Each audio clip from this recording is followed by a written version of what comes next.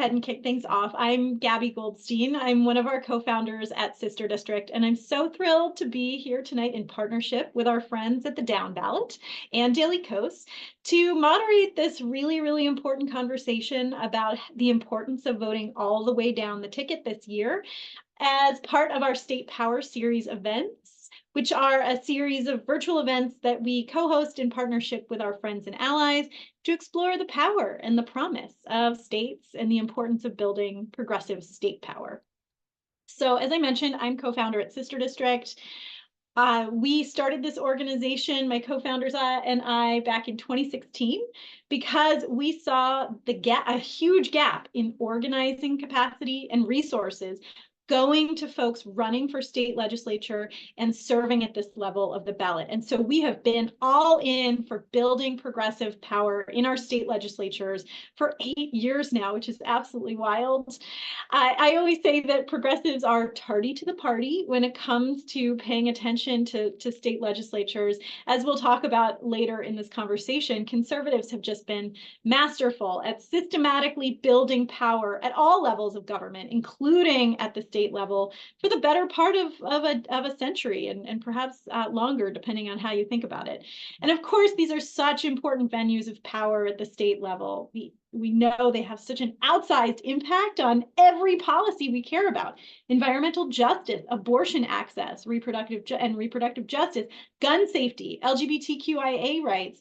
And as we'll discuss, we have a revanchist Supreme Court that is turning civil rights and liberties back to states and shaving away federal protective powers. And of course, conservative legislatures continuing to enact regressive legislation all over the place.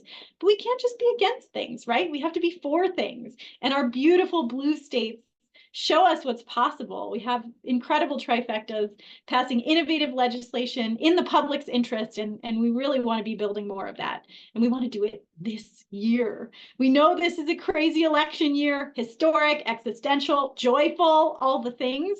And certainly we're all feeling a lot better. We should be feeling a lot better than at the beginning of the summer in that regard. But we already know the outcome at the presidential level. We already know it's going to be close. That's no question, right? And down ballot at the state legislative level, it's going to be even tighter, right? These chambers and seats are won and lost by handfuls of votes, even fewer, right? And so every vote is really gonna count this year. And so what can I say? Everyone on this call understands the assignment. We have got to turn our voters out this year, not just to vote for president, but to vote all the way down to the state legislative level. Our futures, our freedoms, it's all at the stake at the state level. So I'm going to turn the mic over to David Neer from the Down Ballot to say a few words, introduce our incredible panelists, and then dive into our panel discussion. And I'm so thrilled to have Tennessee Rep. Justin Jones, historian Heather Cox Richardson, and longtime friend of the org, Virginia Senator Danica Roem with us. A couple housekeeping items. One, we have closed captioning. We'll post instructions in the chat. Two, we are recording this session. We'll host it on our website. And we are going to try to reserve a few minutes for Q&A. Please post questions in the chat. My apologies if things run a little long. We aren't able to get to all of your questions. So let me turn things over to David Neer. He's one of the smartest analysts in the game, encyclopedic knowledge of all things down ballot, and was truly and still is one of our strongest friends and allies at Sister District. So it's just a treat to be able to co-host and moderate together. David. Well, thank you so much for that wonderful introduction, Gabby. It really is a pleasure to be here. I've been covering elections for more than 20 years, and just last month, we launched our own independent site called the Down Ballot.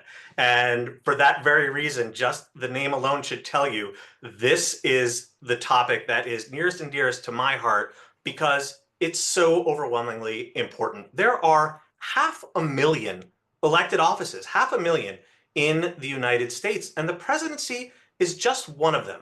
Of course, it's the most important office, but the other 499,999 elected officials in this country have a huge impact on our day-to-day lives. And nowhere is that more true than with state legislatures. Folks who are in state legislatures can affect our lives in direct ways in ways that the president and even Congress often can't do. And by the same token, the reverse is true as well. As organizers, as activists, as folks who are just interested in the topic of elections, we can have a much greater impact on these down ballot races because they're smaller. The electorates are smaller, the budgets are smaller. And so and so the actions you take can have a huge impact in all of these races that never get the attention that they deserve. And that's why we started the down ballot, precisely because these elections don't get as much coverage as they ought to get. But we are going to fix all that tonight, or at least we're going to get started. So allow me to introduce our amazing panelists. I couldn't be more thrilled to be a part of this group. Danica Rome is a member of the Virginia State Senate. She has served in the legislature representing Northern Virginia's Prince William County since first winning a seat in the State House in 2017. Danica was a reporter covering local news for many years before joining the legislature, where she has since passed 50 bills, all with bipartisan support. Justin Jones is an activist, a minister, and a member of the Tennessee State House representing Nashville. Last year, Republicans expelled Justin from the legislature after he participated in a protest against gun violence on the House floor. He then won his seat back in a special election in a landslide and continues to fight against the scourge of gun violence. And last but not least, Heather Cox Richardson is an author and historian whose subjects stretch from the European settlement of North America all the way to the history of the Republican Party, including the Trump administration. She's also very well known for her nightly newsletter, Letters from an American, which covers the history behind today's politics. Thank you all for being here. It really is a pleasure. Well, I want to get things kicked off with a question to the two members of our panel, Justin and Danica, who are, of course, members of state legislatures. As Gabby alluded a few moments ago, it has been a whirlwind of a summer. Now fall has just started. Just 2 months ago, Democrats went through this unprecedented change at the top of the ticket that has infused excitement and joy and enthusiasm into this election in a way that we hadn't seen. And Kamala Harris and Tim Walz, the top of the ticket, has rightly earned a lot of attention for what they've been able to do to really change the tenor of this election. But we don't want to lose sight of everything else going on further down the ballot. So I would like to start off by kicking it over to the two of you to let us know what exactly is going on in your legislatures and those of your colleagues and friends in other states. What kind of bills are you passing? What kind of fights are you fighting? And what kind of terrible stuff that Republicans want to do are you opposing? And what are the good ideas you are challenging them with to try to get past yourselves? Danica, why don't you get started?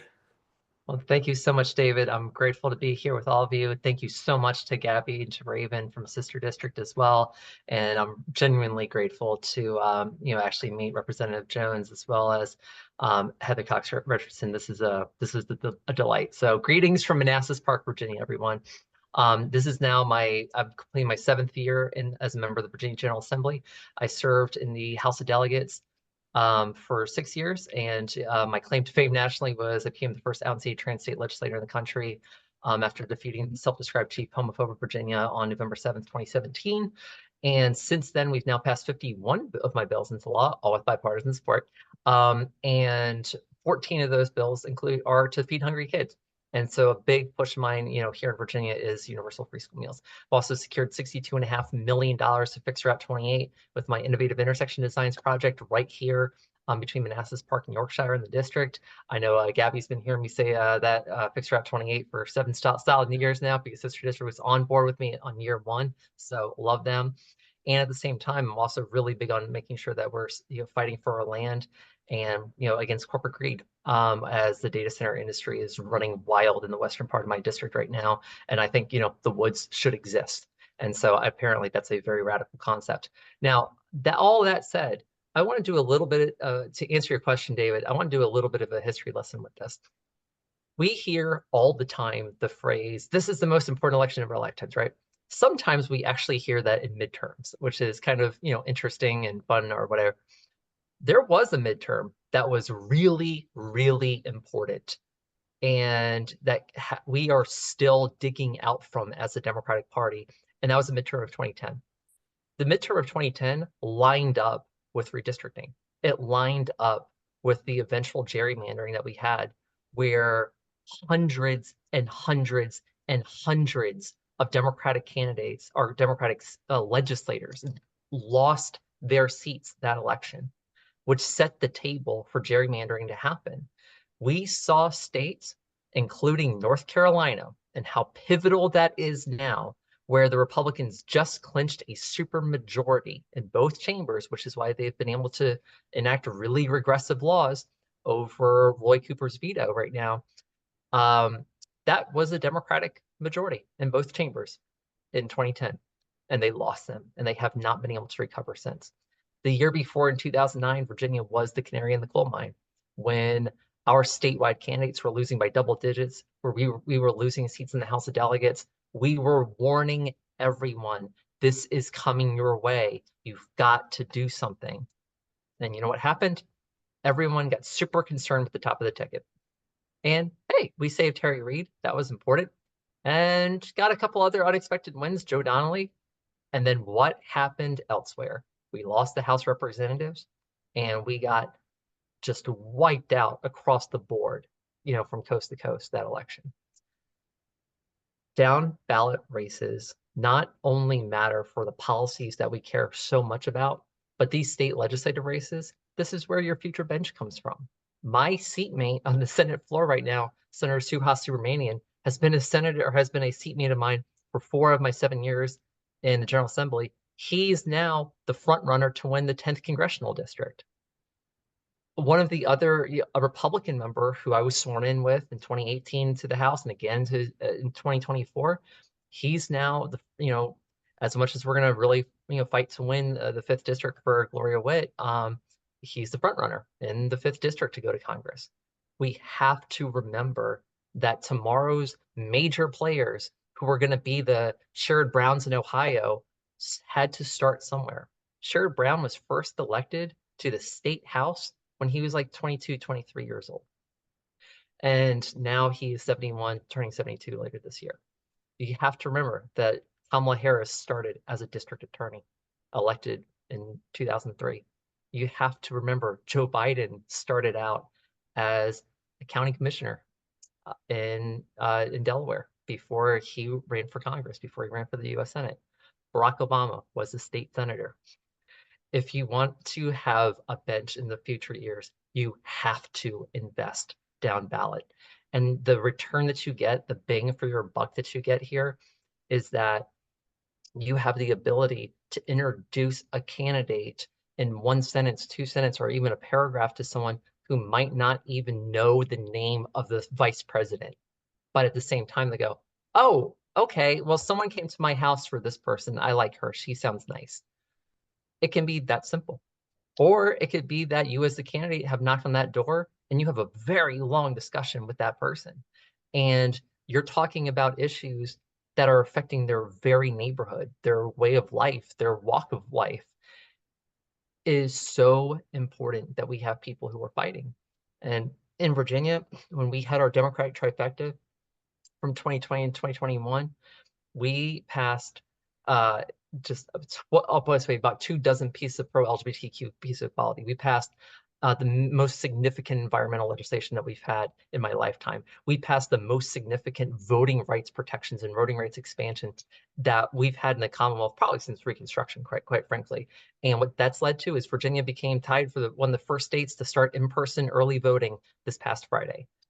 What we were able to do during those 2 years that we had that Democratic trifecta, we just finally pushed Virginia, even though it had been kicking and screaming, into the 21st century.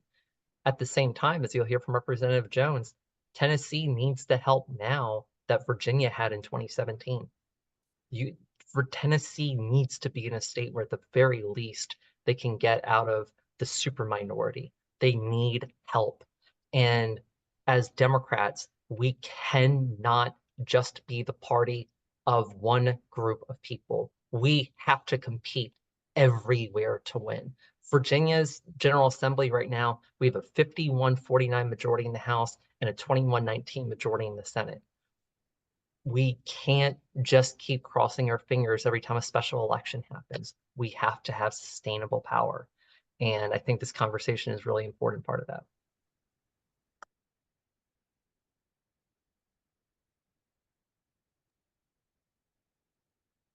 Thank you so much for just speaking that truth, and just so honored to be on this call with all of you all. And Danica, thank you for your leadership and your vision and courage in moving us forward and reminding people that the South is worth fighting for. Good evening, everyone. My name is Justin Jones, and I represent District 52, which is the most diverse district in the state of Tennessee. I also happen to be the youngest Black lawmaker in Tennessee. And I see a lot of Tennessee folks in this chat, so we're loving the energy. We've been reading all the comments. And so, hey, Tennessee folks, what we are facing in Tennessee, a lot of people are talking about Project 2025. And one truth I want to share with you all on this call is that Project 2025 is Tennessee 2024. We live in a state already where we see some of the most restrictive voter suppression. 21% of Black people in Tennessee cannot vote because of felony disenfranchisement, the most all across this nation. We were the state with the most anti-LGBTQ laws passed this session, which is reprehensible and immoral. We're a state with one of the most restrictive anti-abortion laws. We're a state that continues to be the tip of the spear when we look at attacks on diversity, equity, inclusion, and book bans, and even trying to ban Black lawmakers, but they will not ban the assault weapons terrorizing our kids in schools and terrorizing our state, where gun violence is the #1 cause of death of children. And so we're living under Project 2025 already. And in fact, our state legislatures are the testing ground for what they want to nationalize across this nation. It is no coincidence that Tennessee is also the birthplace of another attack against democracy with the founding of the KKK in our state. But one thing that I want to give as hope is that we're also the birthplace of the Nashville student movement, where people like John Lewis and Diane Nash and Bernard Lafayette raised and rose up in revolution against Jim Crow inequality and made real the promise of multiracial democracy. So that's the hope. We have this dual history here. A lot of segregationists would say that the South will rise again, but I have this new vision saying that the South will rise anew. We're building a new South that is multiracial, multi-generational, that lifts up the issues of democracy. And last year when we were expelled, one of the first people to show up the very next day was VP Kamala Harris, who stood with us because she recognized the importance of calling out attacks against democracy in the state house, because if we don't stop it at the state house, it will spread to going to the White House. And so we knew that we had to resist these attacks that were anti-democratic, that were authoritarian from my Republican colleagues. And so we serve in a state where we are in the super minority. We have 99 House seats in the legislature and only 24 Democrats and 75 Republicans. And they have used that supermajority like an anvil to crush our rights, to silence dissent, not only of our members, but of our constituents. Our state capitol has been turned into a palace or a frat house or a country club where they've shut off the gallery to the public. They've restricted media. It has went backwards in history to a time that we don't want to go to. And so we know that Republicans were very intentional about taking over our state house. And that we must have that same intentionality about reclaiming the state house if we want to set our legislative maps, if we want to talk about education policy and resisting things like vouchers that are scams to steal from public schools that we're fighting right now in Tennessee, if we want to end mass incarceration, if we want to make real the promise of what America ought to be, we're going to have to come to the state house level and reclaim our power. And I'll just say this, my first race, I've only been in office for 2 years. I just finished my first term. And I've had to run 6 times because I was expelled. So I ran 2 primary general, my first election, then I had to run again a few months later because I was expelled. And now I'm running again this year. And so my first election, I'll say how important it is to vote. I won by 281 votes, 281 votes.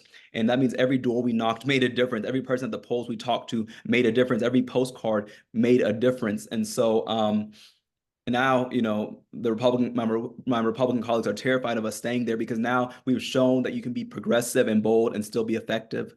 And really our fight right now is to be an opposition party. A lot of people, call us the minority party because we are a super minority, but I say, no, we are the opposition party. We are the check on their power. We're trying to stop this train from driving over the cliff with these harmful policies. And we've been successful. We were able to stop the voucher bill this year that the governor's pushing to give coupons to wealthy people, to have discounts for private schools. schools. We were able to protect the Duck River. I serve on Agriculture Committee, which the Speaker of the House put me on as a punishment because I did not want to be on that committee. I wanted to be on criminal justice and education, but he said, we're going to put you on agriculture. And I'm so grateful to him because it's been the best place to organize between urban and rural communities. In fact, just today I was out on a horse farm going horseback riding and talking to farmers about the impact of this drought on their crops. And so we're building coalitions across geographic boundaries and getting rid of the fear and division that they've tried to make us have of each other. And so Agriculture Committee has been an amazing place to organize with rural folks because the South is worth fighting for and our rural communities are definitely worth fighting for as well. And so so honored to join you all, and power to the people.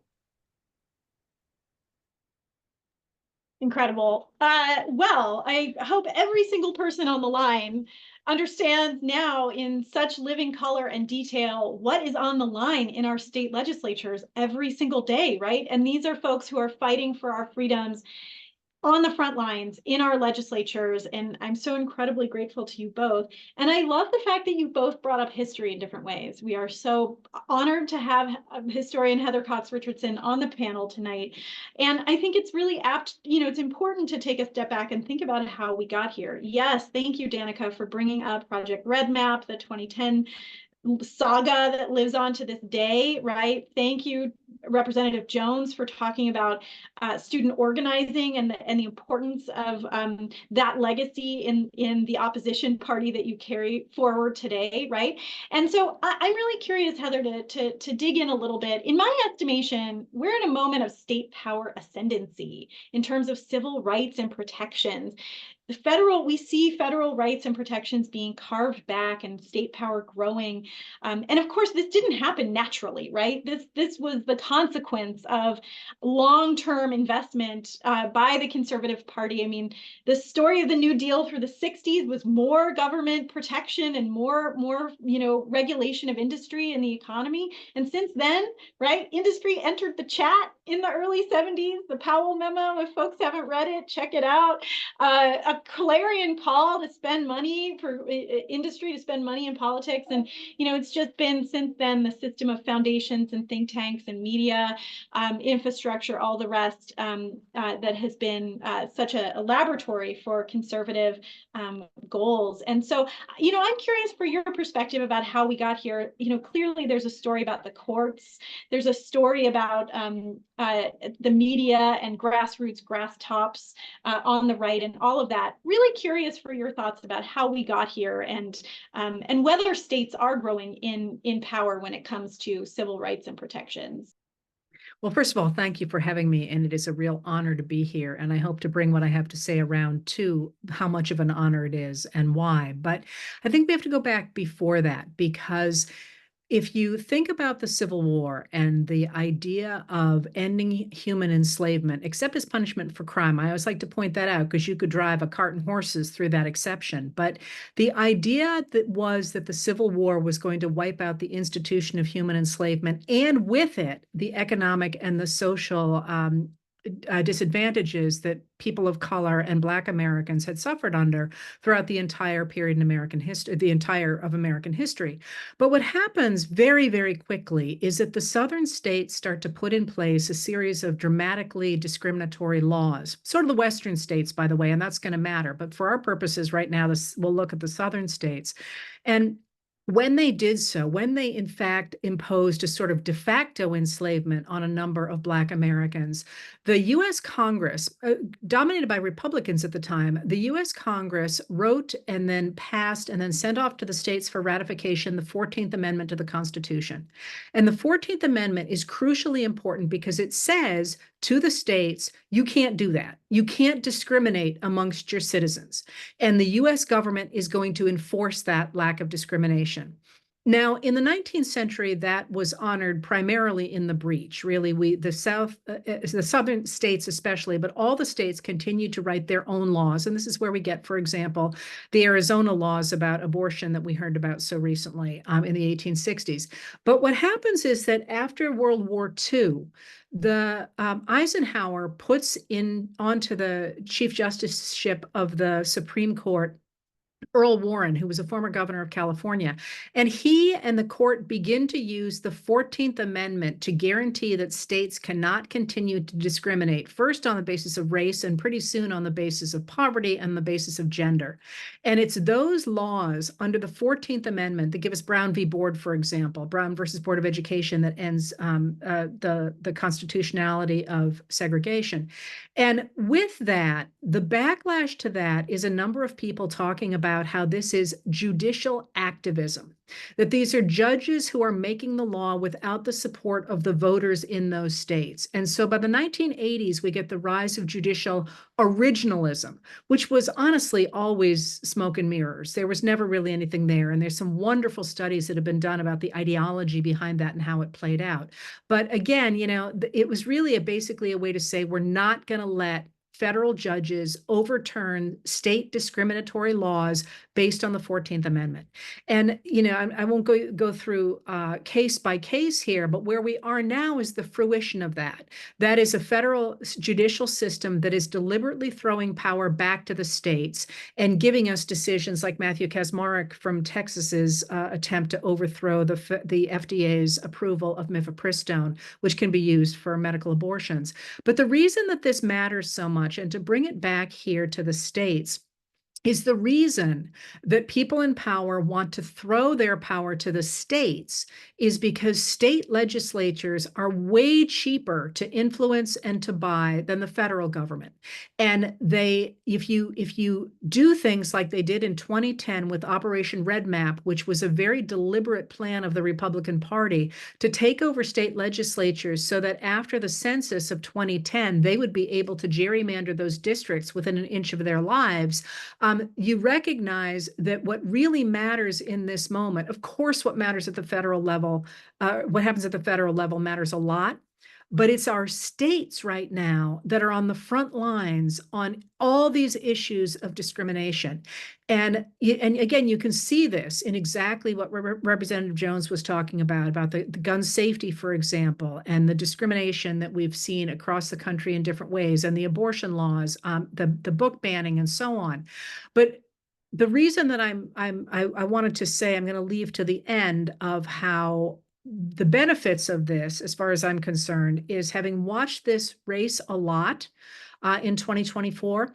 I will tell you that in those states where there has been such extraordinary gerrymandering so that the Republicans do have supermajorities, what that has meant is that gerrymandering means that the party that has control of the district can put up anybody. They can put up a cantaloupe because they know it's going to get elected so long as it has an R by its name. And what that has done, in my observation, is it has given us unbelievably smart and able Democratic legislators at the state level, including two of the people who are on this call.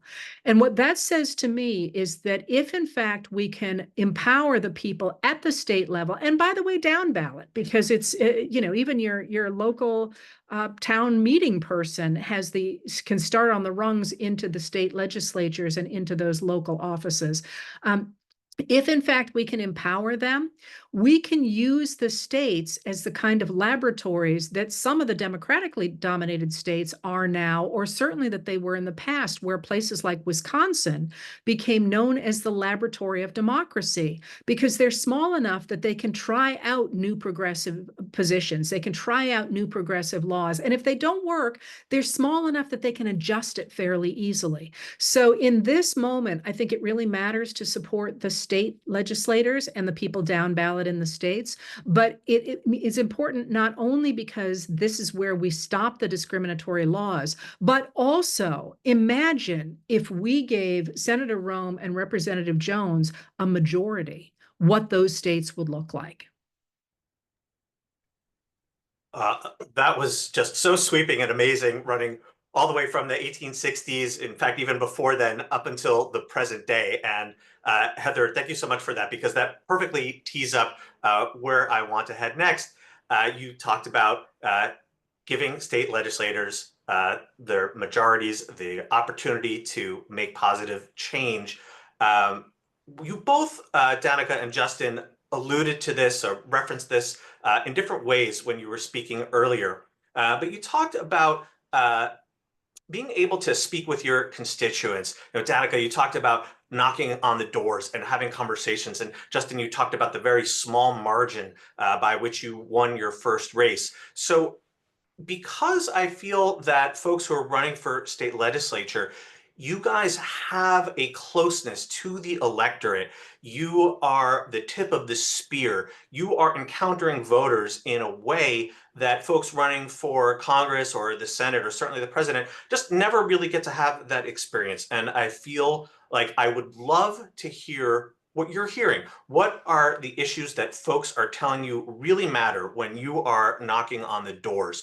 Because I feel like that gets us out of the hot take caldera that so consumes the DC punditry. Let's hear what people are actually talking about. So Justin, what are you hearing when you're at the doors?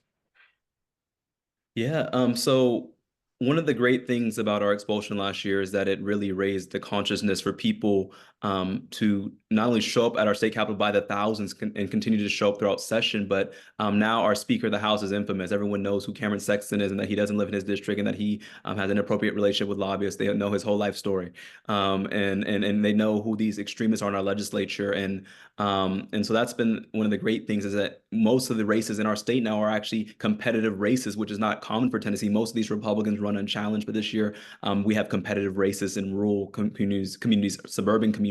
In the most red districts, we have folks running saying we are tired of the extremism. And what we're hearing as I've been traveling across the state is, of course, one of the key issues of this election at the state level is the fight to protect public education. And one of the interesting things was listening to Heather talk about, gaining majorities. One of the interesting things that particularly Black lawmakers did during Reconstruction was that you saw this fight for public education. North Carolina has it in their state constitution, the right to public education. You saw, this is a key issue. And now we have folks once again waging this battle to resegregate our schools and to give money to schools that can discriminate against people if they have disabilities because of race, because of religion. And so people are terrified that this is going to destroy our public school system as it did in Arizona. So that's a big issue we're seeing people run on across our state, and hearing at the doors as we talk to people, particularly in rural communities, that they know that their schools will be devastated. The other issue we're hearing a lot about is gun violence. This is an issue that led us to the House floor after a mass shooting took the lives of 3 9-year-olds and 3 adults in Nashville last year. My Republican colleague said you can have a moment of silence, but we have more pressing issues on the agenda, so we cannot talk about gun violence. We're not going to get it on the calendar. And every time we rose our hand to speak, our microphones were cut off, our voting machines were cut off.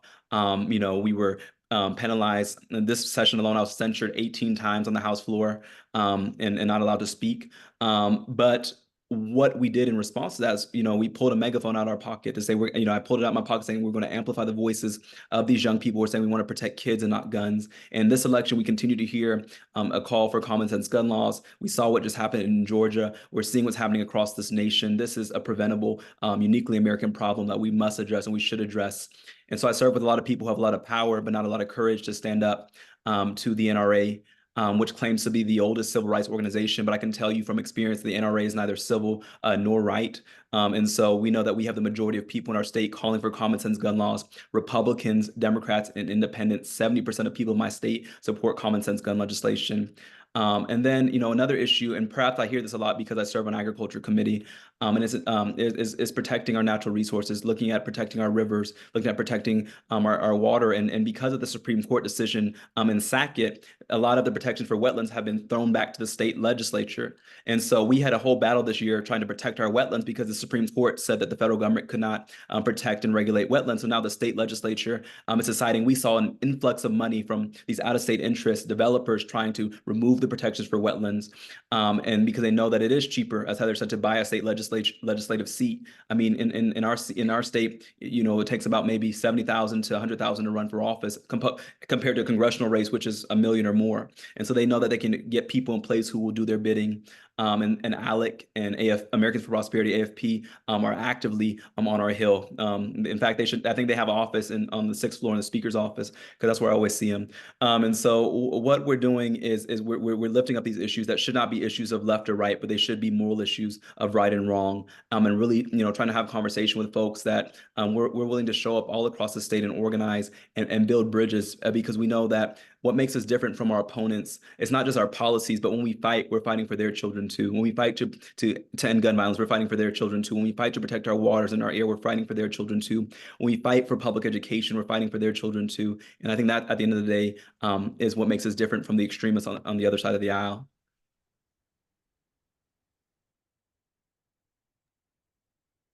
Well, Danica, I know that you are not up for re-election this year, as I'm sure folks on this call are very well familiar with. Virginia holds its legislative elections in a number of years, but you also mentioned a couple of folks who are running for Congress. So are you also involved getting out on the trail and hitting the doors and learning what people in your state are interested in this year? Sure. So David, just yesterday, I was knocking doors with one of our Manassas Park governing body candidates, Stacy Sieberling, who is a member of the school board, and she's running for the equivalent of city council. And her and I, we just split a packet right before I was supposed to go out for dinner. I was like, yeah, I'll knock half packet with you. You talk the other half. Let's go out and let's get it done, right? And we did. And it was really kind of interesting. When you had mentioned like, hey, what are you hearing about? On Friday, it was kind of funny. I saw a tweet from Tim Walz where it was the video of him working on his car, on the carburetor. And he's like, remember, you got to change your air filter. I was like, well, I just literally am a first-time home buyer. I just bought this condo and I'm in Manassas Park. And I was like, oh, right, I got to change the air filter. Thank you for the reminder, Tim. So I go into town and I'm over at Harris Teeter. I'm just like shopping, getting, stuff. And a constituent from the city of Manassas, who I've never met before, but she stops me and she says, hi, blah, blah. And she goes, Danica, you're the only Democrat I vote for. Actually, you're the only Democrat we vote for. She brings her husband over and she said, what's going on with the data centers that they want to put by Wellington Road, right? And this is just as free speech as you're going to get with your local legislator is stop your legislator at the grocery store and talk their ear off. There's no reason why you shouldn't. That'll probably come back to haunt me at some point, but I'm just telling you though, like when we're out in the community, a lot of people say like, oh, I don't want to take up your time. We're elected for you to take up our time. Like that's our job, is to represent you. Our job is to make sure that we're taking care of you. So what I did today before I got on this call, I had another Zoom call with two constituents, one from Gainesville and one from Bristow. The woman from Gainesville, she wants to be able to go out to the movies with her high school daughter and be able to actually fully watch and hear it and see it or everything. The problem is she is hard of hearing and she's visually impaired. And so she needs assistance with captioning, but the stuff the industry is providing right now is actually not helping her out at all. And so she said, hey, here's a bill that they passed in Maryland to address this. Here's something they're doing in DC. What can you do? And so I said, all right, let's start the long conversation on this. That's just someone wanting to have quality of life time with their kid. That's all that is. Something very, very simple. And at the same time, I told her, look, our governor this year, we have Democratic majorities in the Senate and the House, 2119 and 5149, but we have a Republican governor.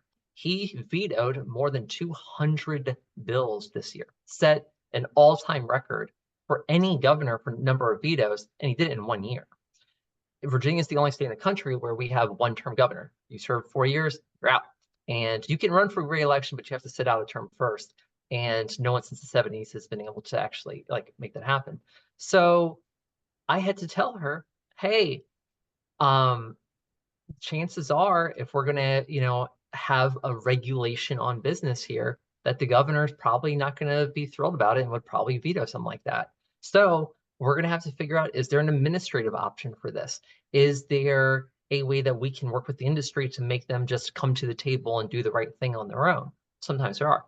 Do you introduce a bill at that point to get everyone's attention and then say, all right, you can either fix this and do it the easy way, or we can do it my way? And, sometimes that's what you have to do. But the thing is, what makes you an effective legislator in a purple state is you've got to know that balance of understanding when is the time that you go in and you fight hard because your values are at stake, someone's civil rights are at stake, and you're going all in. And then what are times where you compromise, where you say, all right, I'm going to be a consensus seeker. I'm going to be results oriented. I'm going to figure out how to make something work. There is a reason Virginia is represented by Mark Warner and Tim Kaine and why they win every time that their name's been on the ballot, other than Mark, the infamous Mark, not John case in 1996, which is kind of funny. But they are very pragmatic consensus seekers, and they get a lot of results for us. And so when you have a state where we know we're a pendulum state, what happens one year can really shift hard the next year. Joe Biden wins Virginia by 10 points in 2020. Glenn Youngkin wins it by 2 points in 2021. And then 2022, of our 3 super battleground districts, Democrats won 2, Republicans won 1. And then the next year, Democrats take the narrowest advantage that we could possibly have in both chambers. In a purple district state, you're going to have people who are going to fight all the time on everything. And there is a place for that. There is a place, as I'm sure Representative Jones will tell you, that the agitator has a place at the table. Because if that person's not pushing for progress, if that person is not demanding the best from us all the time, what are we going to get? And there's the place for the person to say, okay, what's the way that we're going to get this over the finish line? Who's going to be the tactician who figures this out? How do we get to majorities to get this out of subcommittee, to get this out of full committee, to get this through the floor, to go into the other chamber, get out of committee there, get through the floor there, go through conference committee if you have to do that, convince the governor to sign it, not to veto it. Or if the veto's there, how do you override it? There are so many things that have to come together. And it is absolutely imperative that for the Democratic Party, whether you represent the most blue district in progressive world, or you are just lucky to be there in your first 2 years. If you're a Maripotola in Alaska right now, and you're just like hoping for the best, what are they going to do to show that they can govern? And here's a funny thing right now. We have seen chaos in the House of Representatives from that Republican majority. And we have seen Jared Golden and AOC on the same side of Hakeem Jeffries being the leader of the Democratic Party, right? And it was so funny after Tim Walz was selected as vice president, where we were hearing Democrats in array, where you had the Joe Manchins of the world and the squad of the world actually on board, right? I think in this election, what we have to show, even down ballot, is that the Democratic Party must be the party of good governance.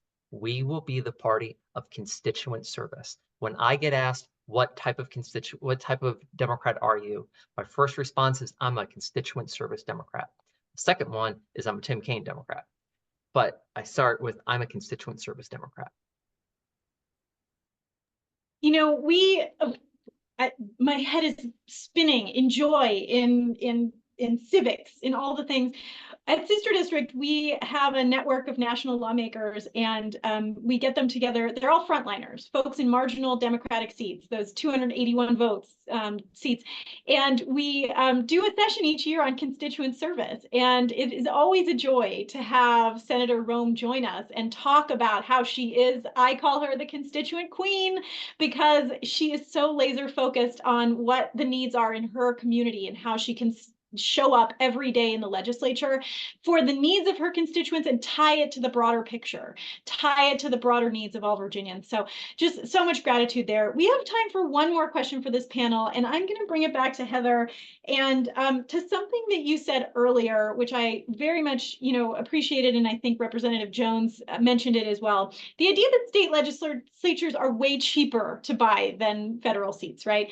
And I think that something that is sometimes overlooked is that at least in the 20th century, and I agree with you that this story goes much farther back. Conservative architects have really included states and recognized the importance of states from the beginning of these modern efforts. And the goal really was to impact national politics and policy through the states, right? That's Project 2025, that's all the things, right? And so, you know, I very much admire Heather Gerken, who's the dean of the Yale Law School, and she writes about progressive federalism. But, you know, one thing that she says is that the laboratories of democracy is a campfire tale. That's never been true, and it's not really true now. There are not 50 laboratories of democracy. There are 2. One is red and one is blue. And right now, Team Blue is losing. Like this, and I'm very curious for your thoughts on that, because, you know, speaking, you know, Representative Jones mentioned some of the ways that Team Red is winning, right? We have ALEC, we have Americans for Prosperity, we have this State Policy Network, we have the Federalist Society, and all the rest. And Team Blue, you know, we're working on our coalition. And so I'm really curious, you know, and part of this is a galvanizing call to action for us here to dig into Team Blue and build up Team Blue and recognize that the campfire tale is not happening. It is a partisan conflict at this point in our states. Really curious for your thoughts there, and how we can galvanize around this long-term vision that we collectively share to build power in our states. I do think that there has been a real shift in the Democratic Party very recently, and I could talk about that, but I think it's worthwhile to look back in time and to recognize that one of the things that happened really in the 1960s for a variety of reasons was that people on in the what I would call the liberal consensus, at the time Republicans and Democrats both, now primarily Democrats, because the Republicans have become MAGAs, and they are not conservative. I really want to emphasize they are not conservative. They are radical extremists. But especially on the Democratic side, people began to feel as if all they had to do was elect people at the top of the ticket. So long as you got your president in part because of the Supreme Court and the idea that the Supreme Court would use the 14th Amendment to protect people in the states, you could ignore the rest of it. And the people who gravitated toward the Democrats in that period from the 60s till very recently tended to be very concerned about policies. So they would say, oh, you know, I don't really know what the policies are of the state attorneys general or of the down ballot races. And so I'm not going to fill in those places in the ticket. I'll vote for the president, the vice president, maybe a senator or a representative, and then I'll just turn the rest of the ballot in empty. And one of the things that did, I think, was it encouraged people to imagine that so long as they elected the top of the ticket, everything was just going to be hunky-dory. And at the same time, what that did, I think, is it robbed people of their agency. The idea was that, oh, there's nothing I can do. There's ALEC, there's all the money. There are all these things out there that are making it so that I don't have a say. And one of the things that I've really observed in the last 5 years, as I hear from people, a lot of people every day, for the first couple of years, I had dozens of emails a day saying, what can I do? What are they going to do to me? What is happening out there? And increasingly over the last 3 years, I've seen more and more people say, this is my democracy. Let me tell you what I'm going to do.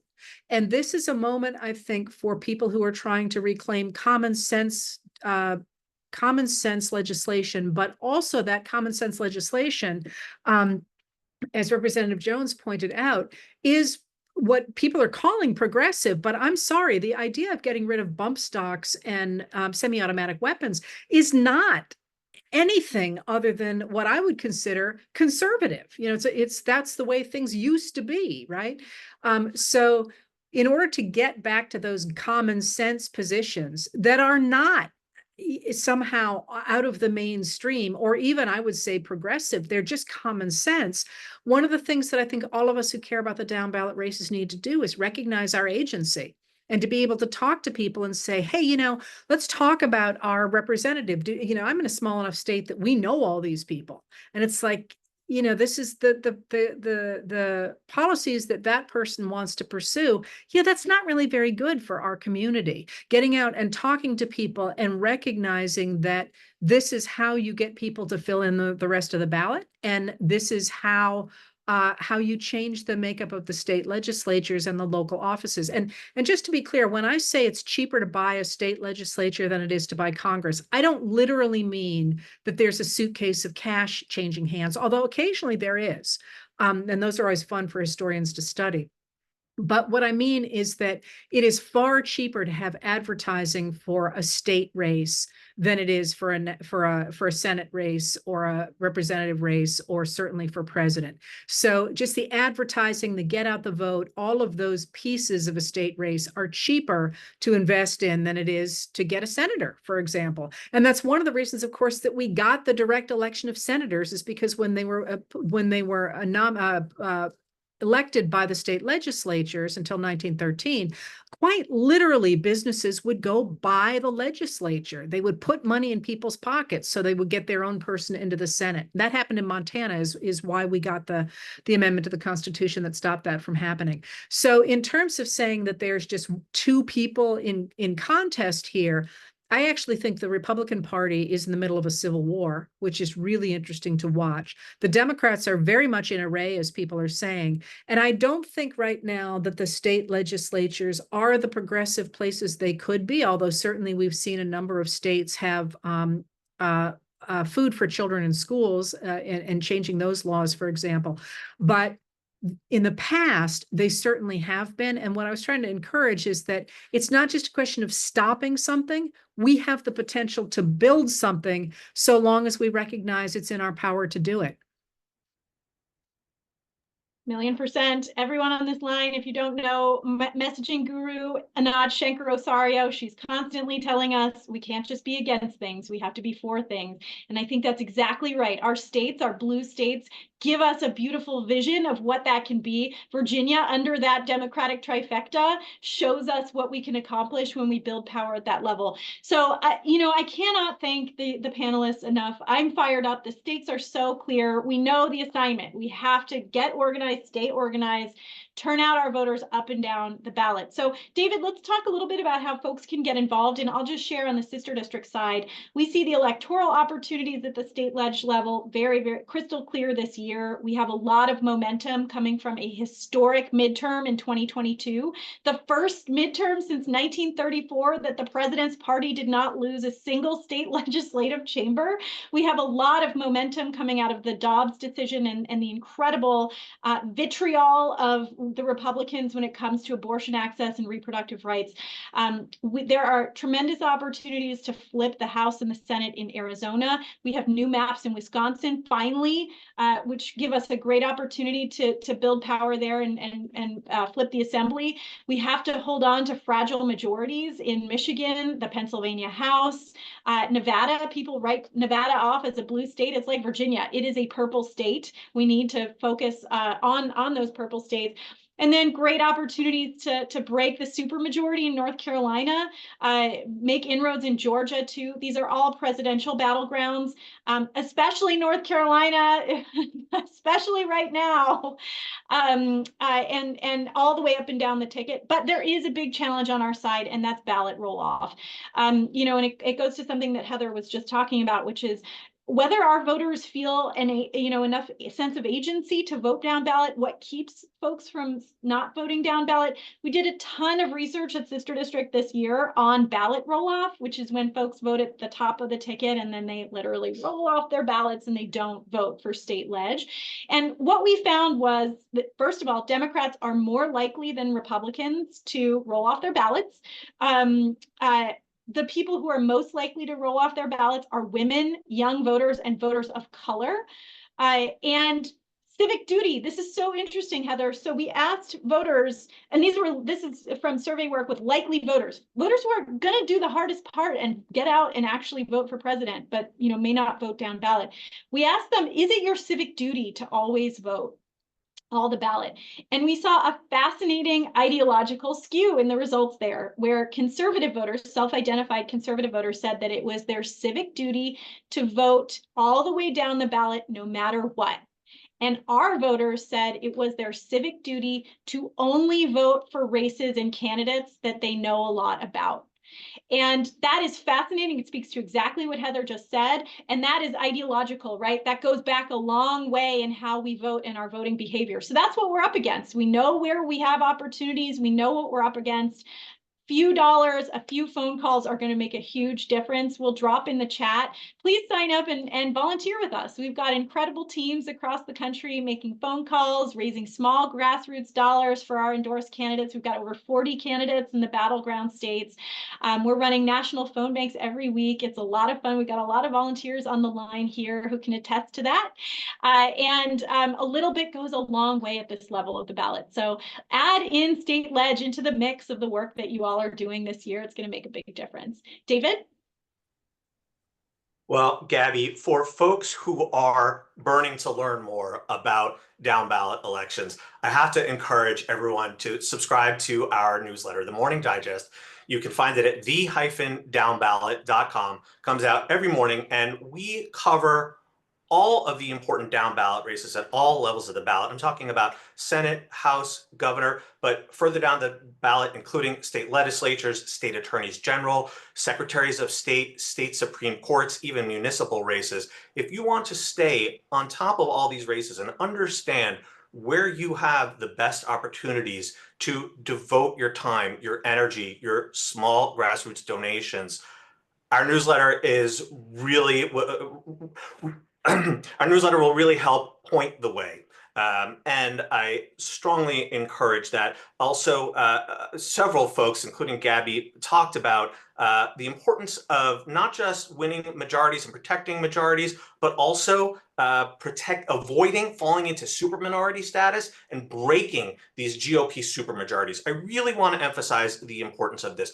We can't focus only on the blue states or the swing states, the purple states. The red states really, really matter. If you go to the-downballot.com, we recently did a piece on exactly the states where Democrats are focusing on these fights over supermajorities, and they are just as important as the majorities. So I strongly encourage folks to check us out. We don't have a paywall. We are 100% reader supported, and I think you'll find our newsletter very illuminating. I can just say I read it every day. It's awesome. It's great. I highly recommend it. The level of detail that you all put into what is happening in the state of our down ballot races is so amazing. Thank you for that work, David. And thank you to our panelists. This has been, I hope you've found it as nourishing as I have. It's been a history lesson, a civics lesson, a lesson of the heart, as much as of the mind. And we know the assignment. Everyone here knows the assignment. 42 days. We can do this. Again, a little goes a long way at this level of the ballot, and the ramifications are massive. So do a little phone banking, drop a few dollars, and get involved locally. It makes a huge difference. Thank you all so much for being with us tonight. Thank you to our panelists, and let's go win!